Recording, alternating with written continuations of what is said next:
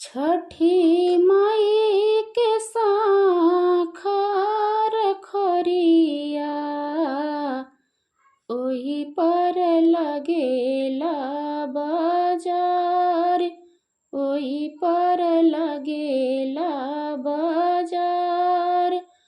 हमारा प्रिंस बाबू रसिया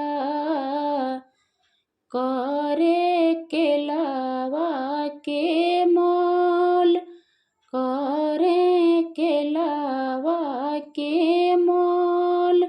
आमा जैसा जेली बहंगी, बहंगी लचकत जाय, बहंगी लचकत जाय।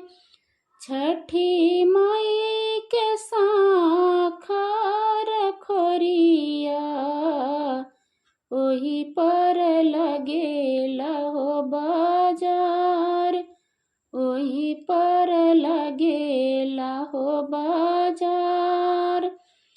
हमारा आर्यना बाबू रसिया करे अनारस के मोल, करे अनारस के मोल।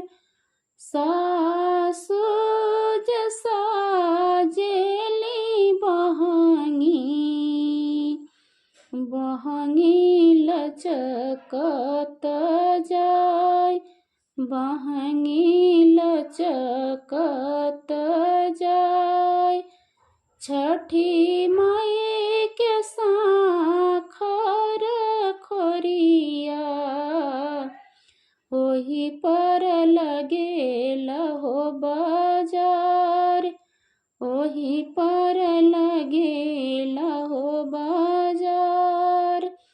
हमारा शिवंश बाबू रसिया करे के लावा के मोल, करे के लावा के मोल।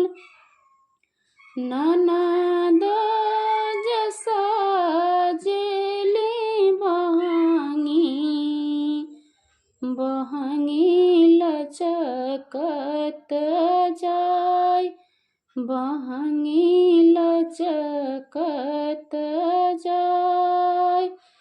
छठी माई के साखर खरिया ओही पर लगेला हो बाजार, ओही पर लगेला हो बाजार। हमारा सात्विक बाबू रसिया करे सेउआ के मोल, करे सेउआ के मोल। आमा जैसा जेली बहंगी, बहंगी लचकत जाय, बहंगी लचकत जाय, बहंगी लचकत जाय, बहंगी लचकत जाय।